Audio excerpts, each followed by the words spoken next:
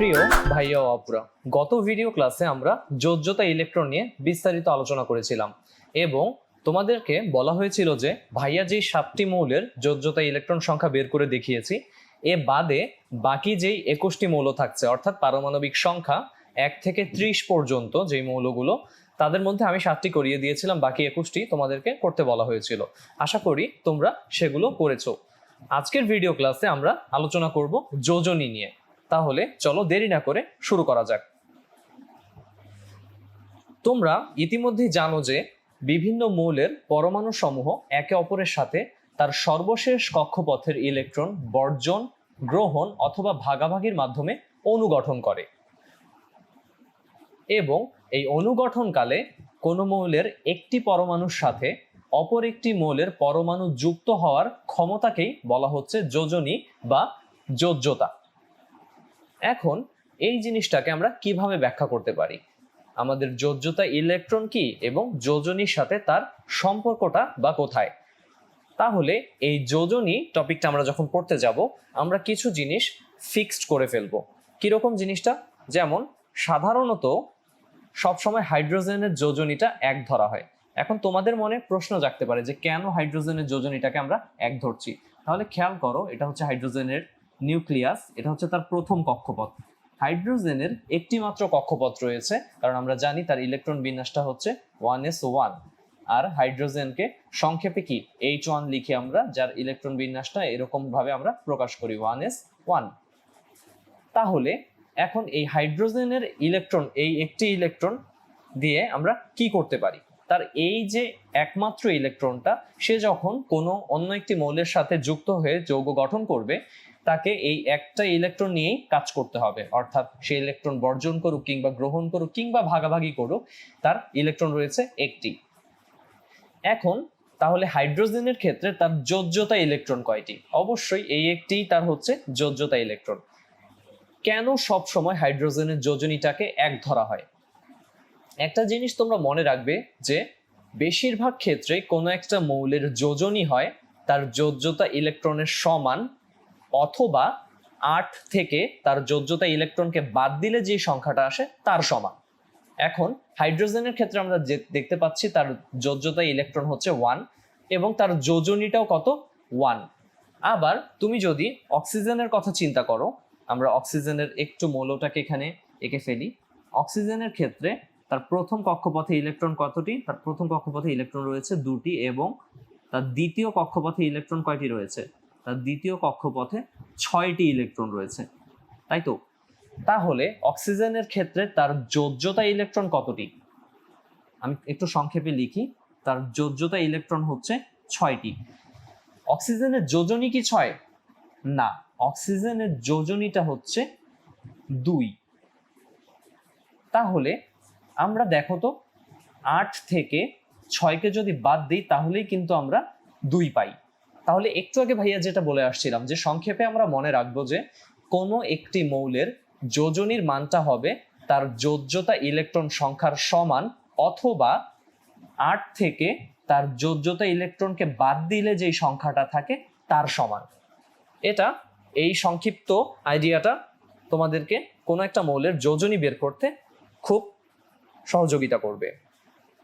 তাহলে এগুলো আমরা মুছে ফেলি। আমরা এবার পরের লাইনটাতে চলে যাই। এখানে আরেকটা কথা বলা হচ্ছে যে কোনো মৌলের একটি পরমাণু যতগুলো হাইড্রোজেন পরমাণু বা ক্লোরিন পরমাণুর সাথে যুক্ত হতে পারে সেই সংখ্যাটাই হলো ওই মৌলের যোজনী বা যোজ্যতা। তো হাইড্রোজেনের কথা তো আমরা জেনেই আসলাম যে হাইড্রোজেনের যোজ্যতা ইলেকট্রনও 1 এবং তার যোজনীও 1। ক্লোরিনের কথা যদি একটু বলি আমরা, এখানে আমি ক্লোরিনের ডিটেলসটা আর দেখাচ্ছি না, শুধুমাত্র তার ইলেকট্রন বিন্যাসটা দেখার চেষ্টা করি একটু। ক্লোরিনের ক্ষেত্রে তার 17টি মোট ইলেকট্রন রয়েছে, যেটাকে সজ্জিত করা হয় 2, 8, 7 এইভাবে 3টি শক্তি স্তরে। তাহলে এই 7টা কি? এই 7টা হচ্ছে ক্লোরিনের যোজ্যতা ইলেকট্রন সংখ্যা। তার মানে ক্লোরিনের শেষ কক্ষপথে 7টি ইলেকট্রন রয়েছে। তাহলে ক্লোরিনের যোজনীয় কি 7 হবে, নাকি 8 থেকে 7 বাদ দিলে যে 1 হয় সেটা হবে? ক্লোরিনের যোজনীটা হবে 8 বিয়োগ 7 = 1। তার মানে এটা হচ্ছে ক্লোরিনের যোজনী। তাহলে ভাই আমরা কখন বুঝবো যে কোনো একটা মৌলের যোজনী তার যোজ্যতা ইলেকট্রনের সংখ্যাটাই হবে নাকি 8 থেকে ওই সংখ্যাটাকে বাদ দিলে সেটা হবে? তো এক্ষেত্রে আমরা সাধারণভাবে বলে থাকি যে কোনো মৌলের বা কোনো পরমাণুর শেষ কক্ষপথে যদি একটি, দুটি কিংবা তিনটি, চারটি ইলেকট্রন থাকে, সেক্ষেত্রে যোজ্যতা ইলেকট্রনের সংখ্যাটাই হয় তার যোজনী। আবার কোনো মৌলের শেষ কক্ষপথে যদি 5টি কিংবা 6টি, 7টি, 8টি এরকম ইলেকট্রন থাকে, তো সেক্ষেত্রে 8-এর কথা বাদ দিয়ে আমরা 5, 6, 7-এর কথা বলি, যে কোনো পরমাণুর বা কোনো মৌলের শেষ কক্ষপথে 5টি, 6টি কিংবা 7টি ইলেকট্রন থাকলে তার যোজনীটা বের করা হয় 8 থেকে ওই যোজ্যতা ইলেকট্রনের সংখ্যাটা বাদ দিলে যে সংখ্যাটা থাকে সেটা। যেমন একটু আগে আমরা অক্সিজেনেরটা দেখলাম, তার শেষ কক্ষপথে 6টি ইলেকট্রন ছিল, 8 থেকে 6 বাদ দিলে 2, অক্সিজেনের যোজনী হচ্ছে 2। আবার ক্লোরিনের ক্ষেত্রে দেখো, তার শেষ কক্ষপথে ইলেকট্রন রয়েছে 7টি, আমরা 8 থেকে 7কে বাদ দিয়ে যে সংখ্যাটা পাচ্ছি সেটা হচ্ছে কত? 1। তার মানে ক্লোরিনের যোজনী হচ্ছে 1। শুধুমাত্র ক্লোরিন নয়, হ্যালোজেন গ্রুপের বাকি যে মৌলগুলো রয়েছে যেমন ফ্লোরিন, আবার ব্রোমিন, আয়োডিন, তাদের সকলের ক্ষেত্রে যোজনীটা হবে 1। তাহলে আমরা এই জিনিসটা একটু মুছে ফেলি, আশা করি তোমরা বুঝতে পেরেছো। এবার কোন মৌলের একটি পরমাণু যতগুলো হাইড্রোজেন পরমাণু বা ক্লোরিন পরমাণুর সাথে যুক্ত হতে পারে সেই সংখ্যাটাই হচ্ছে কি? ওই মৌলের যোজনী। কেন? হাইড্রোজেন পরমাণুর যোজনীও তুমি দেখলে কত? 1। আবার ক্লোরিনের ক্ষেত্রেও তার যোজনীটা কত? 1। তার মানে তুমি যদি এরকম একটা প্যাটার্ন দেখতে পারো যে আমি কোনো একটা মৌলের সাথে 2টা হাইড্রোজেন পরমাণু যুক্ত হতে দেখলাম, তার মানে প্রতিটা হাইড্রোজেনের যোজনী তো আমরা জানি কত? 1। তাহলে ওই মৌলটা কয়টা হাইড্রোজেনের সাথে যুক্ত হয়েছে? কয়টা হাইড্রোজেন পরমাণুর সাথে যুক্ত হয়েছে? 2টি। তার মানে ওই মৌলটার যোজনী হবে 2। যেমন এখানে আমরা একটা সংক্ষিপ্ত উদাহরণ দেখে নিই। এখানে দেখা যাচ্ছে যে কার্বনের সাথে কার্বনের যোজনী হচ্ছে 4। কেন 4? তার 4 হাতে 4টি হাইড্রোজেন যুক্ত হয়েছে। এই যৌগটাকে বলা হচ্ছে মিথেন, CH4 আমরা জানি মিথেনের সংকেত। এখানে কার্বনের যোজনী 4। কেন? এই শর্তটা অনুযায়ী বা এই নিয়মটা অনুযায়ী, কারণ আমরা তো জানি যে হাইড্রোজেনের যোজনীটা হচ্ছে 1। এখানে এই কার্বন পরমাণুটা কয়টা হাইড্রোজেনের সাথে যুক্ত হয়েছে? 4টা হাইড্রোজেন পরমাণুর সাথে যুক্ত হয়েছে। তাহলে তুমি একটু আগে বলেছো যে কোনো মৌলের একটি পরমাণু যতগুলো হাইড্রোজেন পরমাণুর সাথে যুক্ত হতে পারে সেটাই হচ্ছে তার যোজনী। তাহলে এখানে কার্বন 4টি হাইড্রোজেন পরমাণুর সাথে যুক্ত হয়েছে, তার মানে এই যৌগটাতে মিথেনে কার্বনের যোজনীটা হচ্ছে কত? 4। আবার আমি যদি তোমাকে বলতাম যে এখানে আমি এরকম একটা যৌগ দেখতে পাচ্ছি CCl4, এর নাম হচ্ছে কার্বন টেট্রাক্লোরাইড, তাহলে এর ক্ষেত্রেও খেয়াল করে দেখো তার কার্বনের মানে কার্বন কেন্দ্রীয় কার্বন পরমাণুটা কয়টা ক্লোরিন পরমাণুর সাথে যুক্ত হয়েছে? 4টা ক্লোরিন পরমাণুর সাথে যুক্ত হয়েছে। তার মানে এখানেও কার্বনের যোজনীটা কত? 4।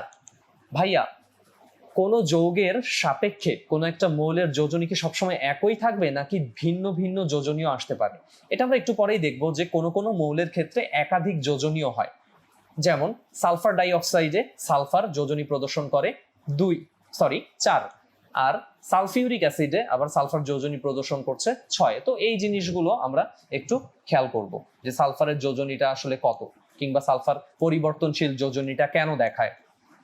এছাড়াও তোমরা যে অবস্থান্তর মৌলগুলো রয়েছে 1 থেকে 30 পর্যন্ত মৌলগুলোর মধ্যে আমরা অবস্থান্তর মৌলও দেখতে পাই, যেমন আয়রন একটা অবস্থান্তর মৌল কিংবা কপার একটা অবস্থান্তর মৌল। তাদের ক্ষেত্রেও তুমি এই পরিবর্তনশীল যোজনীটা লক্ষ্য করবে, এবং কেন অবস্থান্তর মৌলগুলো পরিবর্তনশীল যোজনী দেখায় সেটা আমরা পরবর্তী ক্লাসে, মানে আমরা যখন HSC তে উঠবো তখন আমরা জানতে পারবো। তাহলে এখানে খেয়াল করো যে আমরা মিথেনেও দেখতে পাচ্ছি যে কার্বনের যোজনীটা কত? 4। আবার কার্বন টেট্রাক্লোরাইড, এখানে কার্বন পরমাণুটা 4টি ক্লোরিন পরমাণুর সাথে যুক্ত হয়েছে। আর একটু আগেই তুমি বলে আসছিলে যে কোনো একটি মৌলের একটি পরমাণু যতগুলো হাইড্রোজেন পরমাণু কিংবা যতগুলো ক্লোরিন পরমাণুর সাথে যুক্ত হতে পারে সেই সংখ্যাটাই হচ্ছে ওই মৌলের যোজনী। তাহলে তুমি খুব সহজেই এই দুটি যৌগের মাধ্যমে বুঝতে পারলে যে কার্বনের যোজনীটা হবে 4। এরপরে আমরা বাকি যে উদাহরণগুলো সেগুলোতে একটু চলে যাই। যেমন এখানে উদাহরণ হিসেবে আমরা দেখতে পাচ্ছি কে? হাইড্রোজেন ক্লোরাইড বা হাইড্রোক্লোরিক অ্যাসিড। এখানে আলাদা করে কিছু বলার নেই, কারণ একটি হাইড্রোজেন পরমাণুর সাথে একটি ক্লোরিন পরমাণু যুক্ত আছে। তার মানে কি? হাইড্রোজেনের যোজনীও 1 এবং ক্লোরিনের যোজনীটাও কত? 1। আবার পরের উদাহরণটা আমরা লক্ষ্য করি, এখানে দেখতে পাচ্ছি আমরা সোডিয়াম ক্লোরাইড। তাহলে সোডিয়াম এখানে কতটি, একটি সোডিয়াম পরমাণু আমরা দেখতে পাচ্ছি, কতটি ক্লোরিন পরমাণুর সাথে যুক্ত আছে? সে একটি ক্লোরিন পরমাণুর সাথে যুক্ত আছে। তার মানে সোডিয়ামের যোজনীটাও কত হবে? 1। তাহলে HCl এ হাইড্রোজেনের যোজনীয় 1, ক্লোরিনের যোজনীয় 1। সোডিয়াম ক্লোরাইডে সোডিয়ামের যোজনীয় 1, ক্লোরিনের যোজনীয় কি 1। তার মানে আমরা একটা সিদ্ধান্তে আসলাম যে একটি সোডিয়াম পরমাণু একটি ক্লোরিন পরমাণুর সাথে যুক্ত হয়ে সোডিয়াম ক্লোরাইড গঠিত হচ্ছে, তার মানে সোডিয়ামের যোজনীটা হচ্ছে 1। আরেকটা উদাহরণ আমরা দেখি। এখানে আমরা দেখতে পাচ্ছি যে H2O যেটা হচ্ছে পানির সংকেত, এখানে হাইড্রোজেনের যোজনী তো আমরা জানি, আমরা মুখস্থ করে রেখেছি ইতিমধ্যে যে 1, সবসময় 1। কিন্তু অক্সিজেনের যোজনীটা কত একটু খেয়াল করে দেখো তো। এখানে একটি অক্সিজেন পরমাণু কয়টি হাইড্রোজেন পরমাণুর সাথে যুক্ত হয়েছে? 2টি হাইড্রোজেন পরমাণুর সাথে যুক্ত হয়েছে। তার মানে একটি মৌলের একটি পরমাণু যতটি হাইড্রোজেন পরমাণুর সাথে যুক্ত হবে সেটাই হচ্ছে কি তার যোজনী। তার মানে এই যৌগটাতে পানিতে অক্সিজেনের যোজনীটা কত? 2। তার মানে একটু আগে আমি যে শেল ডায়াগ্রাম বা অক্সিজেনের যেই ইলেকট্রন বিন্যাস সেখান থেকেও কিন্তু তোমাদের দেখিয়ে এসেছি যে অক্সিজেনের যোজনীটা 2 হচ্ছে। আশা করি তোমরা এই উদাহরণগুলো বুঝতে পেরেছো। এরপরে আমরা এখানে দেখতে পাচ্ছি যে একটি পরমাণুর সাথে নতুন একটা পয়েন্ট অ্যাড হচ্ছে। একটি পরমাণুর সাথে যতটি অক্সিজেন পরমাণু যুক্ত হয় তার সেই সংখ্যার দ্বিগুণ করলে ওই পরমাণুর যোজনী বা যোজ্যতা হয়। কিরকম? উদাহরণ একটু খেয়াল করো। এখানে ক্যালসিয়াম রয়েছে। এখানে বলা হচ্ছে যে একটি পরমাণুর সাথে যতটি অক্সিজেন পরমাণু যুক্ত হবে সেই সংখ্যাটাকে দ্বিগুণ করতে হবে ওই মৌলের বা ওই পরমাণুর যোজনী বের করতে। ক্যালসিয়াম অক্সাইডে একটি ক্যালসিয়ামের পরমাণু একটি অক্সিজেন পরমাণুর সাথে যুক্ত আছে। কতটি অক্সিজেন পরমাণু? একটি। তাহলে এই 1কে আমরা যদি দ্বিগুণ করি তাহলে কত হবে? 2। অর্থাৎ এটা দাঁড়াচ্ছে যে আমাদের এখানে যে ক্যালসিয়ামটা তার যোজনীটা হচ্ছে 2। পরের উদাহরণটা আমরা লক্ষ্য করি তাহলে আরো ক্লিয়ার হবে। ম্যাগনেসিয়াম অক্সাইড, এখানে একটি ম্যাগনেসিয়াম পরমাণু কয়টি অক্সিজেন পরমাণুর সাথে যুক্ত হয়েছে? একটি অক্সিজেন পরমাণুর সাথে যুক্ত হয়েছে। এবং সেই 1কে আমরা যদি দ্বিগুণ করি মানে 1 গুণন 2 মানে 2, তার মানে এই ম্যাগনেসিয়ামের যোজনীটা হবে 2। আরেকটা উদাহরণ আমরা দেখি। এখানে দেখতে পাচ্ছি আমরা কার্বন ডাই অক্সাইড, একটি কার্বন পরমাণু কতটি অক্সিজেন পরমাণুর সাথে যুক্ত হয়েছে? 2টি অক্সিজেন পরমাণুর সাথে যুক্ত হয়েছে। তাহলে 2কে আমরা যদি 2 দিয়ে গুণ করি তাহলে কত দাঁড়ায়? 4। তার মানে কার্বনের যোজনীটা কত? কার্বনের যোজনীটা হচ্ছে 4। তাহলে খেয়াল করে দেখো যে আমরা কিন্তু কোনো একটা যৌগের সংকেত দেখলেই বলে দিতে পারছি যে ওই যৌগটা যে মৌল দ্বারা গঠিত তাদের যোজনী কত। এবং তুমি যত ধীরে ধীরে আরো সামনের দিকে এগোবে তুমি কিন্তু এই যোজনীর বিষয়টা আরো ক্লিয়ার করতে পারবে। এছাড়াও কিছু যোজনী আমরা ব্যবহারের সুবিধার্থে কিছু কিছু মৌলের যোজনী আমরা ডিরেক্টলি মুখস্থ করে ফেলি। তো এই মুখস্থ সংক্রান্ত মৌলের যে যোজনীগুলো বা যেগুলো আমাদের সব সময় বিভিন্ন যৌগের সংকেত লিখতে কাজে লাগবে সেগুলো আমরা মুখস্থ করেই ফেলবো। তার আগে আমরা আরেকটা টপিক পড়ে নিই। আশা করি তোমরা যোজনীর কনসেপ্টটা বুঝতে পেরেছো যে অণু গঠনকালে কোনো মৌলের একটি পরমাণুর সাথে অপর একটি মৌলের পরমাণু যুক্ত হওয়ার যে ক্ষমতাটা, কিরকম ক্ষমতাটা এটা একটু সংক্ষেপে বলি। এখানে তুমি দেখো যে একটা ক্যালসিয়াম পরমাণু একটা অক্সিজেন পরমাণুর সাথেই যুক্ত হতে পারবে। সে কিন্তু চাইলেও 2টা বা 3টা অক্সিজেন পরমাণুর সাথে যুক্ত হতে পারবে না একটি ক্যালসিয়াম পরমাণু। আবার এখানে দেখো যে এখানে একটি কার্বন পরমাণু 2টি অক্সিজেন পরমাণুর সাথেই যুক্ত হতে পারে। এছাড়াও আমরা কার্বন আর অক্সিজেনের আরেকটা যৌগ পাবো কার্বন মনোক্সাইড, যেখানে আমরা দেখতে পাবো যে তাদের যোজনীতে কিছুটা ভিন্নতা আসছে। কেন এটা আসছে আমরা পরবর্তী ক্লাসে জানবো যে কার্বনের যোজনী 2ও হয় আবার 4ও হয়, সেজন্য সব ক্ষেত্রে এটা না।